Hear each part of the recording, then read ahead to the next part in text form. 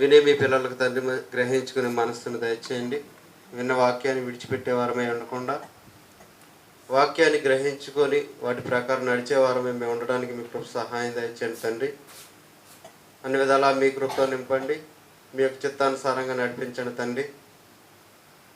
ప్రభువా, మీ దయ మీ యొక్క చిత్తం చొప్పున మేము నడవడానికి మీ కృప సహాయం దయచేయమని తండ్రి. త్వరలో ఉన్న క్రీస్తు ప్రభుల వారి పేరిట అడిగి వేడుకుంటున్నాను మా కన్న తండ్రి.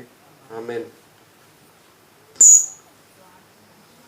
నామమును బట్టి మీ అందరికీ వందనాలండి.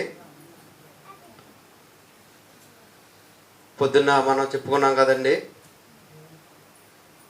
దేవుని కృప అందరికీ ఇచ్చాడా? కొందరికే ఇచ్చాడండి. దేవుడు అందరికీ ఇచ్చాడు. నీతిమంతులకి ఇచ్చాడు, అనీతిమంతులకి ఇచ్చాడు, భక్తులకి ఇచ్చాడు, భక్తిహీనులకు కూడా దేవుని యొక్క కృపను ఇచ్చాడండి.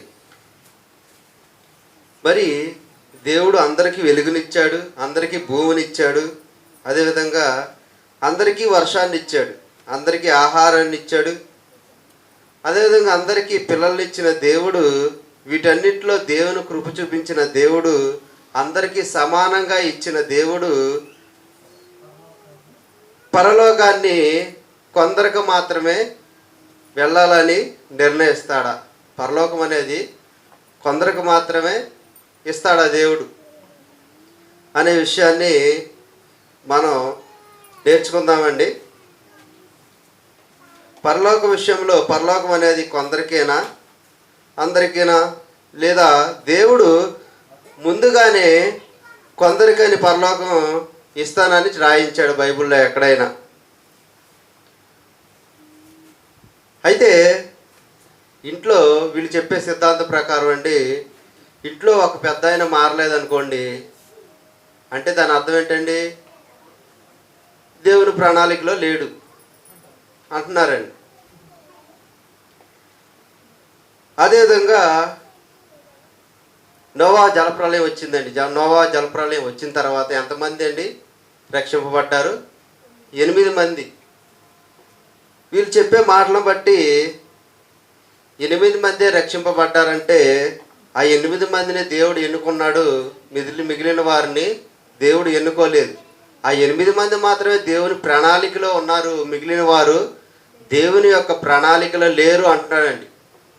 మరి దేవుడు కొందరిని ఎన్నుకొని కొందరిని వదిలేసే దేవుడు అండి మన దేవుడు. కొందరిని ఎన్నుకొని కొందరిని వదిలేసే దేవుడు అంటే కాదండి. ఎందుకంటే మనం పొద్దున్న చూసాం, అందరికీ సమానంగా అన్నీ ఇచ్చాడు. మరి పరలోకం కూడా దేవుడు అందరికీ సమానంగా ఇవ్వాలని ఆశ కలిగి ఉన్నాడు. అసలు దేవుడు ఎన్నుకుంటాడండి. ఏ రకంగా ఎన్నుకుంటాడంటే అబ్రహాం గారిని ఎన్నుకున్నాడండి, అదేవిధంగా ఇస్సాకుని ఎన్నుకున్నాడు, యాకోబుని ఎన్నుకున్నాడు, అదేవిధంగా యోసేపుని ఎన్నుకున్నాడు, అపోస్తులు 12 మందిని ఎన్నుకున్నాడు. వీళ్ళందరినీ ఎందుకు ఎన్నుకున్నాడంటే వ్యక్తిగతంగా ఎన్నుకున్నాడండి దేవుడు. అంటే తన పని చేయడానికి ఎన్నుకున్నాడు దేవుడు. అంతేగాని పలానా వ్యక్తి మాత్రమే పరలోకానికి రావాలి, పలానా వ్యక్తి మాత్రమే పరలోకి రాకూడదని దేవుడు చెప్పలేదండి. ఎన్నుకున్నాడు తన పని చేయడం కోసం, ప్రజలను అనేది ఎన్నుకోవడం అనేది జరిగిందండి. అదేవిధంగా పాత నిబంధన కాలంలో కూడా దేవుడు ఒక సంతానాన్ని ఎన్నుకున్నాడండి. ఇప్పుడే చూసామండి, అది ఇశ్రాయేలీల సంతానం. అదేవిధంగా యాకోబు సంతానం అని కూడా చెప్పవచ్చండి. వీరు ఎంతమంది అండి? 12 గోత్రాల వారండి. ఇశ్రాయేలు సంతానం ఎంతమంది అంటే 12 గోత్రాల వారు. ఈ 12 గోత్రాల వారు ఎక్కడున్నారంటే ఐగుప్తు దాసత్వంలో ఉన్నారండి. ఐగుప్తు దాసత్వంలో ఉన్నప్పుడు దేవుడు ఐగుప్తు నుండి కానాన్లోనికి రప్పించాలనుకున్నాడండి. ఈ ఇశ్రాయేలు జనాంగాన్ని రప్పించాలనుకున్నప్పుడు ఏమండి, ఈ కానాను ఈ యొక్క జనాంగంలోని 3 గోత్రాలకు ఇవ్వాలనుకోలేదు, 4 గోత్రాలకు ఇవ్వాలనుకోలేదు, 5 గోత్రాలకు ఇవ్వాలనుకోలేదండి. మొత్తం అందరికీ అంటే 12 గోత్రాల వారికి కూడా కానాన్ని ఇవ్వాలనుకున్నాడు దేవుడు. అంతేగాని ఏ ఒక్క గోత్రానికి ఇచ్చి మిగిలిన గోత్రాలు వదిలేయాలనుకోలేదండి దేవుడు. అదేవిధంగా దేవుడు ఏం చేశాడండి, అందరికీ ఇశ్రాయేలీల 12 గోత్రాల వారికి కూడా ఐగుప్తు దేశం నుండి కానాను దేశానికి తీసుకురప్పించాలని కోరిక కలిగి ఉన్నాడండి దేవుడైతే. ఇకపోతే వీళ్ళు ఐగుప్తులు ఉన్నప్పుడు ఒక సందర్భం జరిగిందండి, దాన్ని చూద్దామండి. నిర్గమాకాండం 12వ అధ్యాయం అండి.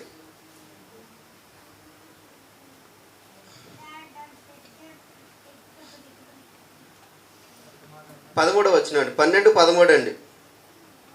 మీరున్న ఇండ్ల మీద ఆ రక్తము మీకు గురుతుగా ఉండును.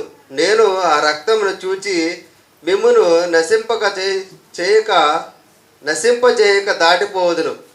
నేను ఐగుప్తు దేశమును పాడు చేయుచుండగా మమ్ము సంహరించుటకు తెగులు మీ వద్దకు రాదు. అంటే ఇక్కడ ఏం చేయమన్నాడండి?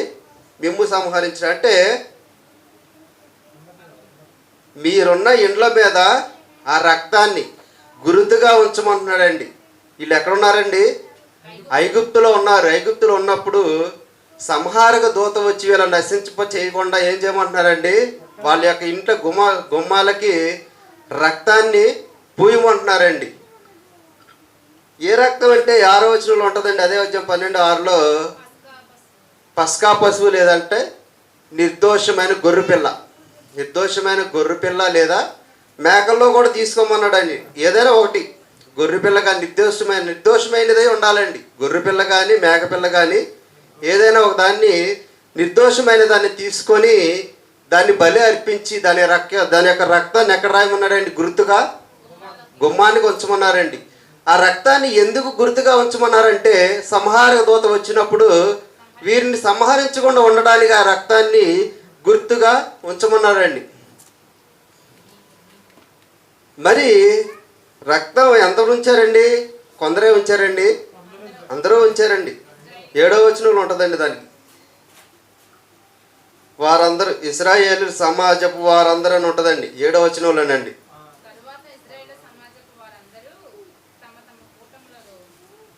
అంటే అందరూ ఏం చేశారండి? ఇక్కడ గొర్రెపిల్ల రక్తాన్ని ఆశ్రయించారండి. గొర్రెపిల్ల రక్తాన్ని అందరూ ఆశ్రయించారండి.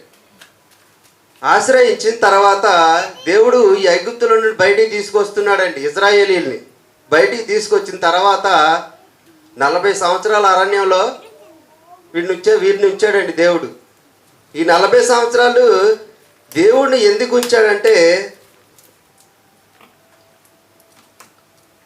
ద్వితీయోపదేశ కాండం అండి 8:2 అండి.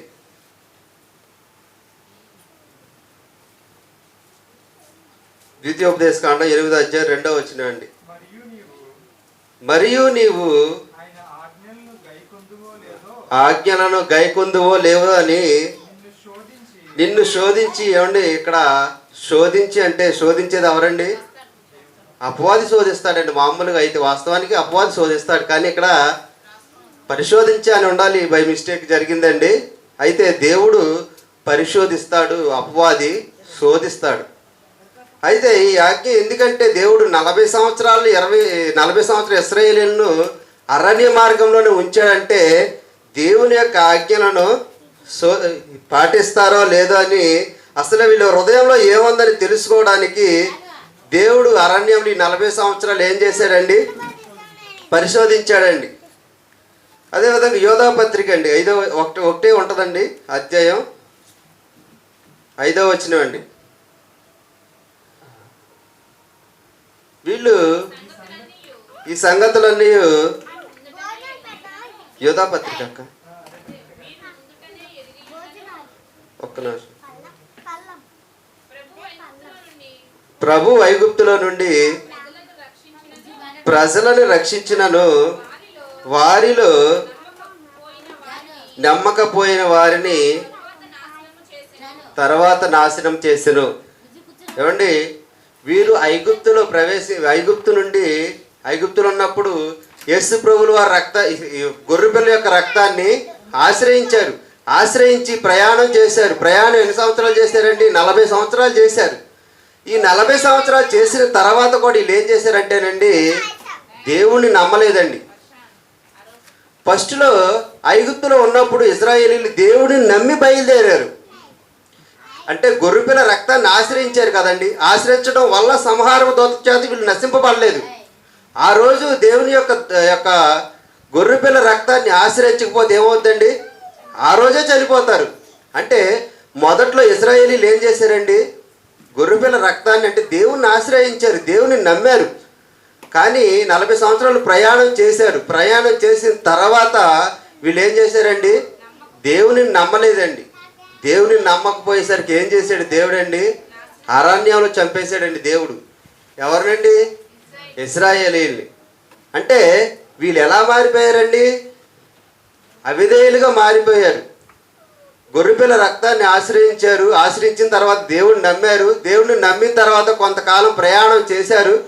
ప్రయాణం చేసిన తర్వాత అవిధేయులుగా వీళ్ళు మారిపోవడం అనేది మనకు కనబడుతుందండి. హెబ్రీ పత్రికలో ఉంటుందండి, 3వ అధ్యాయము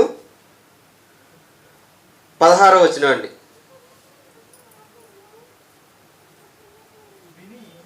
విని కోపం పుట్టించిన వారెవరు? ఎవరండి ఇక్కడ కోపం పుట్టించింది? ఎవరండి? ఇశ్రాయేలీయుల. కింద ఉంటుందండి, మోషే చేత నడిపింపబడి ఐగుప్తులో నుండి బయలుదేరి వచ్చిన వారందరూ. ఎక్కడి నుండి వచ్చారండి? ఐగుప్తులో నుండి బయటకు వచ్చారు దేవుణ్ణి నమ్మి. కానీ దేవునికి మార్గ మధ్యలో ఏం చేశారండి? కోపాన్ని పుట్టించారు. దేవుని మీద విశ్వాసం అనేది లేకుండా చేసుకున్నారండి. 17వ వచనమండి. ఎవరి మీద 40 ఏండ్లు ఆయన కోపగించెనో పాపం చేసిన వారి మీదే కదా. అంటే వీళ్ళు ఆశ్రయ యొక్క అరణ్యంలోకి వచ్చేసరికి ఏం చేశారండి? వీళ్ళు పాపం చేశారండి. మనం చాలాసార్లు చెప్పుకున్నాం, మోయాబు స్త్రీలతో వ్యభిచారం చేయడం, 20,000 మందిని ఒకరోజు చంపేయడం చెప్పుకున్నామండి. వారి శవములు అరణ్యంలో రాలిపోయినాయి అంటండి. ఏమండి? ఫస్ట్ వీళ్ళు గొర్రెపిల్ల రక్తాన్ని ఆశ్రయించారు, దేవుని నమ్మారు. దేవుని నమ్మిన తర్వాత ఆ యొక్క ఐగుప్తు నుండి బయటికి వచ్చారు. బయటికి వచ్చిన తర్వాత మార్గ మధ్యలో ఏం చేశారండి? వీళ్ళు పాపం చేశారు. అంటే ఆశ్రయించిన గొర్రెపిల్ల రక్తాన్ని వీళ్ళు ఏం చేశారు? వదిలేసి అవిధేయులుగా మారిపోయారండి. 19 వచ్చినాయండి, 3:19 అండి. అవిశ్వాసము చేతనే వారు ప్రవేశింపలేకపోయారు. ఏమంటే ఇక్కడ మనం గమనించాల్సింది ఏంటంటేనండి, ఐగుప్తులో ఉన్నప్పుడు దేవుడు 12 గోత్రాల వారికి కానాను ఇవ్వాలనుకున్నాడు. కొందరికి మాత్రం ఇవ్వాలని మాత్రం అనుకోవాలి, అందరికీ ఇవ్వాలనుకున్నాడు. అందరూ బయలుదేరారు. ఎందుకంటే మనం అందరూ వచ్చినట్లుగా మనం చూస్తాం. చూసినప్పుడు ఫస్ట్లో గొర్రెపిల్ల రక్తాన్ని ఆశ్రయించినప్పుడు ఈ 12 గోత్రాల వారు బయటకు వచ్చారు. ఐగుప్తు నుండి బయటకు వచ్చారు. బయటికి వచ్చిన తర్వాత ఒక 40 ఏళ్ళు ప్రయాణం చేశారండి. 40 ఏళ్ళు అరణ్యంలో ప్రయాణం చేసిన తర్వాత ఏం జరిగిందండి? అవిధేయులుగా మారిపోయారు. అయితే దేవుడు వీళ్ళకి కానాన్ని ఇవ్వాలనుకున్నాడంటే అందరికీ ఇవ్వాలనుకున్నాడు. కానీ వీళ్ళు చేసిన తప్పు వల్ల ఏమైందండి? కానాన్ని చేరలేకపోయారు. దేవుడు ఇశ్రాయేలీయులు 12 గోత్రాల వారికి కానాన్ని ఇవ్వాలనుకున్నాడు. వీళ్ళు అవిధేయులుగా మారిపోవడం వల్ల కానానికి 2 మాత్రమే వెళ్ళారండి, కాలేబు, యెహోషువ. మరి అంతమందిలో 2 మాత్రమే ఎందుకు వెళ్ళారంటే ఈ 2 దేవునికి విధేయులుగా ఉన్నారు. వాళ్ళందరూ అవిధేయులుగా మారిపోయారు. ఏమండి? ఇక్కడ మనం గమనించాల్సిన విషయం ఏంటంటేనండి, దేవుడు వాళ్ళందరికీ ఇవ్వాలనుకున్నాడు. కానాని దేశాన్ని అందరికీ ఇవ్వాలనుకున్నాడు, కొందరికి మాత్రం ఇవ్వాలనుకోలేదండి.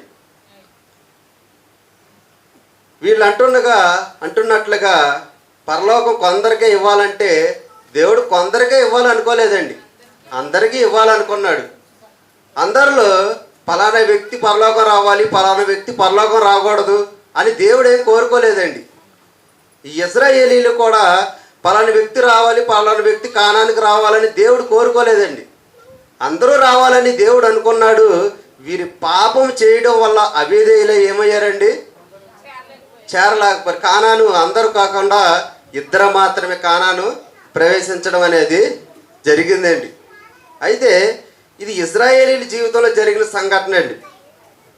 ఇశ్రాయేలీది అక్కడ నిర్గమకాండంలో ఉన్న విషయాన్ని దేవుడు హెబ్రీ పత్రికలు పెట్టి ప్రస్తావన వచ్చిందంటే ఇక్కడ ఏం జరిగినట్టండి? మనకి కూడా దేవుడు ఏదో చెప్తున్నాడు, నన్ను చెప్పాలనుకుంటున్నాడండి. ఏమండి, మనం పొద్దున చెప్పాం, ఏం చెప్పుకున్నామండి? జీవమును మరణమును, ఆశీర్వాదమును శాపమును నీ ఎదుట ఉంచాను. నేను ఆశీర్వాదం శాపము నీ ఎదుట ఉంచాను, మేలును కీడును నీ ఎదుట ఉంచాను. అదేవిధంగా వీటిని తీసుకునే జ్ఞానాన్ని కూడా నీకే ఉంచానని దేవుడు చెప్పాడండి. మన పొద్దున చెప్పుకున్నామండి. ఇప్పుడు మన జీవితంలో కూడా ఏం చెప్పాలనుకుంటున్నాడంటే దేవుడు, హెబ్రీ పత్రిక 4వ అధ్యాయం అండి,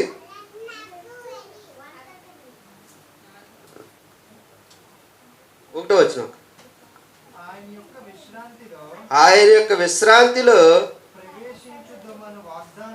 ప్రవేశించదమని వాగ్దానము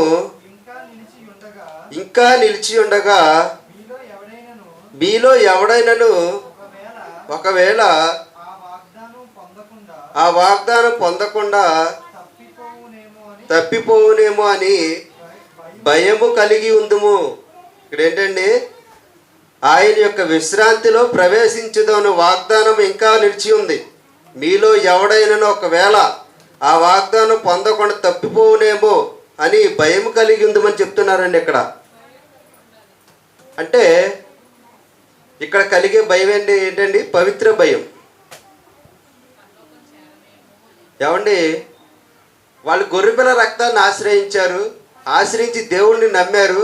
దేవుణ్ణి నమ్మిన తర్వాత ప్రయాణం చేశారు, మార్గ మధ్యలో అవిధేయులయ్యారు. అదేవిధంగా మనం కూడా యేసు ప్రభువుల వారి రక్తాన్ని నమ్మాం, విశ్వసించాం. వాళ్ళు గొర్రెపిల్ల రక్తాన్ని విశ్వసించారు, మనం ఇక్కడ ఎవరి రక్తాన్ని విశ్వసించామండి? యేసు ప్రభువుల వారి యొక్క రక్తాన్ని విశ్వసించాం. విశ్వసించిన తర్వాత వాళ్ళు 40 సంవత్సరాలు ప్రయాణం చేశారు. మనం కూడా మన ప్రయాణం ఏం చేస్తున్నామండి? కొనసాగిస్తూనే ఉన్నాం. ఈ మన యొక్క జీవితంలో కొనసాగించినప్పుడు దేవుడు ఏం చెప్తున్నాడంటేనండి, ఆయన యొక్క విశ్రాంతిలో మనం ప్రవేశించాలంటే, ఆ వాగ్దానం నుండి మనం తప్పిపోకుండా ఉండాలంటే ఏం చేయాలండి? భయం కలిగి ఉండమంటున్నాడండి. ఒకవేళ అలా ఎవరైనా తప్పిపోయారేమోనని చూసుకోమంటున్నాడండి దేవుడు ఇక్కడ. ఏమండి, అదేవిధంగా 2వ వచనం అండి, అక్కడే 4:2 అండి. వారికి ప్రకటింపబడినట్లు మనకును వాక్యము ప్రకటింపబడుతుందండి. వారికి అరణ్యంలో వాక్యం ప్రకటింపబడింది కానీ వాళ్ళు వినలేదండి. అదేవిధంగా దేవుడు ఏం చేస్తున్నాడండి? మనకిప్పుడు సువార్త అనేది ప్రకటన జరుగుతుందండి. ప్రకటన జరిగి దాని ప్రకారం మనం బ్రతకకపోతే ఏం చేస్తానంటున్నాడండి? వాళ్ళు ఎక్కడైతే అరణ్యంలో రాలిపోయారో అదేవిధంగా ఈ భూమి మీద జీవిస్తున్న మనము కూడా పాపమని ఊబిలో పడిపోయినప్పుడు వాళ్ళనే ఇశ్రాయేలు సంతానాన్ని ఎన్నుకున్న దేవుడు ఈరోజు మనల్ని ఎన్నుకున్నాడని మనం అనుకుంటున్నాం.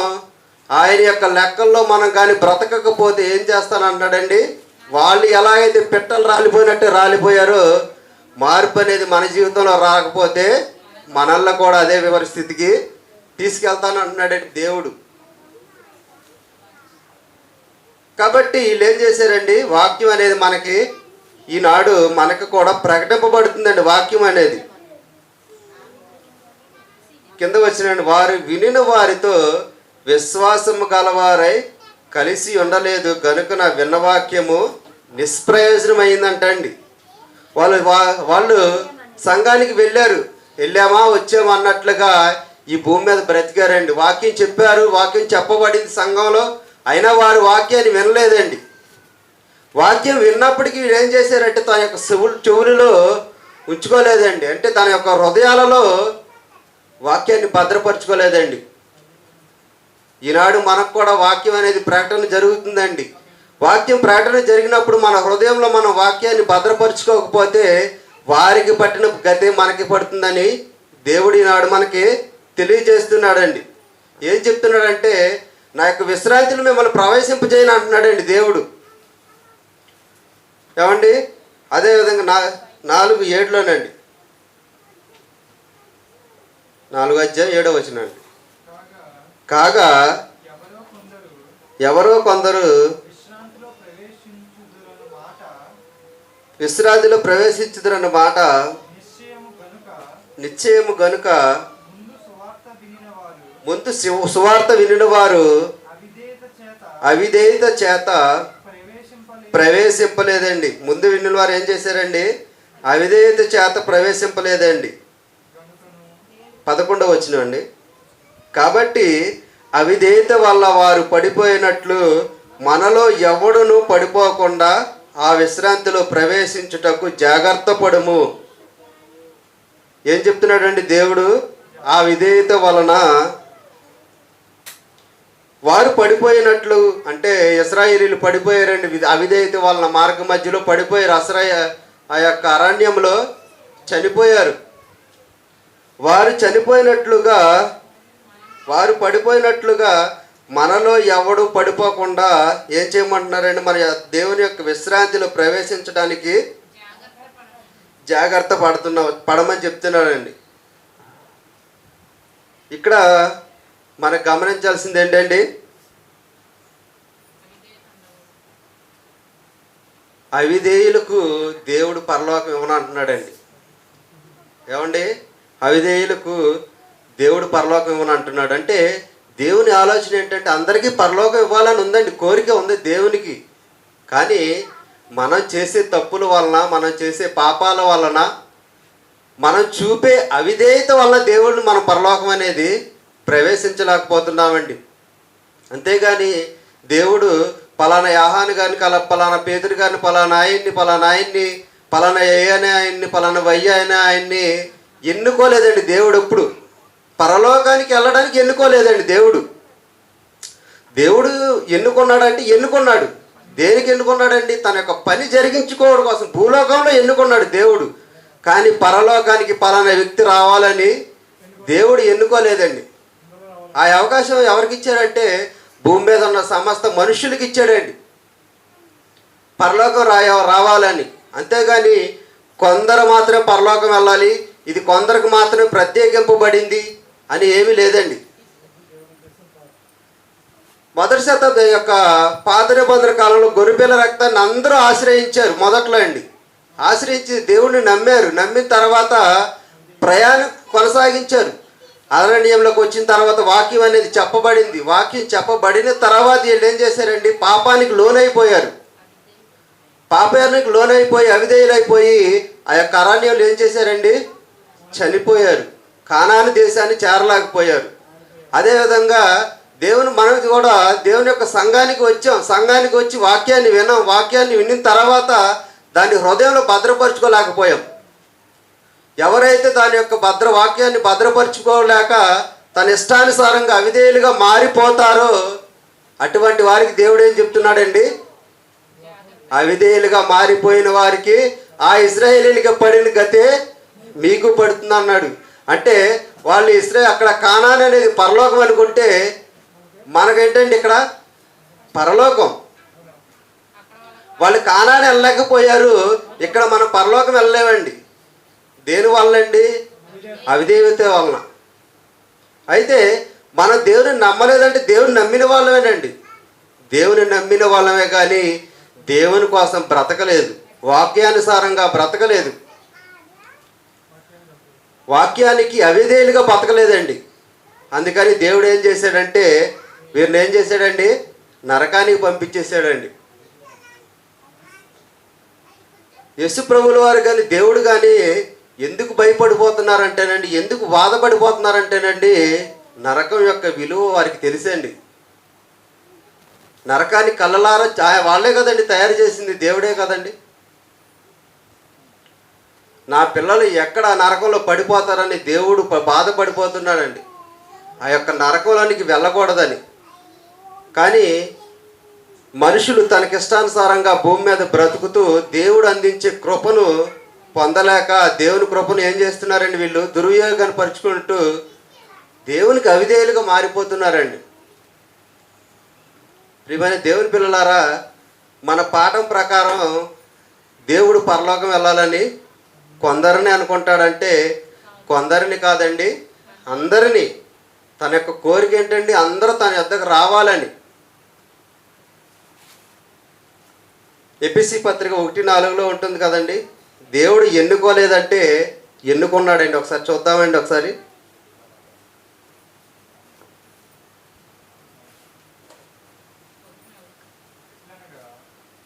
ఎట్లనగా తన ప్రియుని యందు తాను ఉచితంగా మనకు అనుగ్రహించిన తన కృపా మహిమకు కీర్తి కలుగునట్లు తన చిత్త ప్రకారం దయా సంకల్పం చొప్పున యేసుక్రీస్తు ద్వారా తనకు కుమారులుగా స్వీకరించుటకై మనలను ముందుగా తన కోసమే నిర్ణయించుకొని మనము తన ఎదుట పరిశుద్ధులమును నిర్దోషులమునై ఉండవాలని జగత్తు పునాది వేయబడక మునిపే కోరుకున్నాడండి. ఎప్పుడు కోరుకున్నాడండి దేవుడు?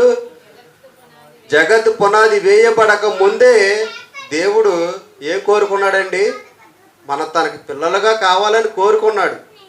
పిల్లలుగా కావాలని కోరుకున్నాడు కానీ ఫలానా వ్యక్తి రావాలని కోరుకోలేదండి. బాగా గమనించాల్సిన విషయం అండి. అక్కడ దేవుడు పిల్లలు కావాలనుకున్నాడు కానీ ఫలానా వ్యక్తే కావాలని కోరుకోలేదండి.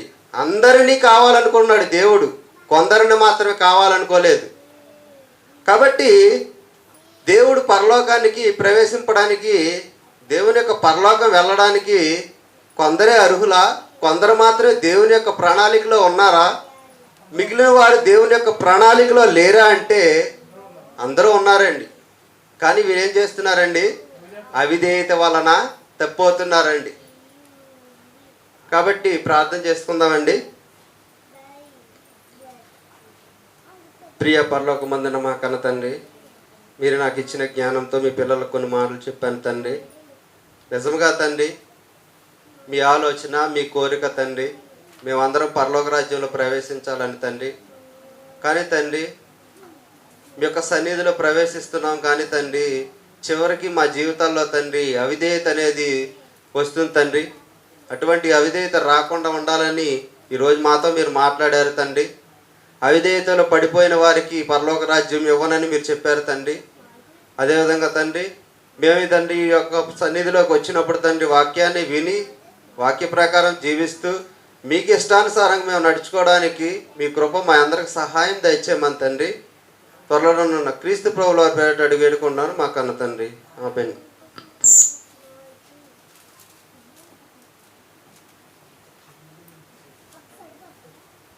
Agora dá. É, agora será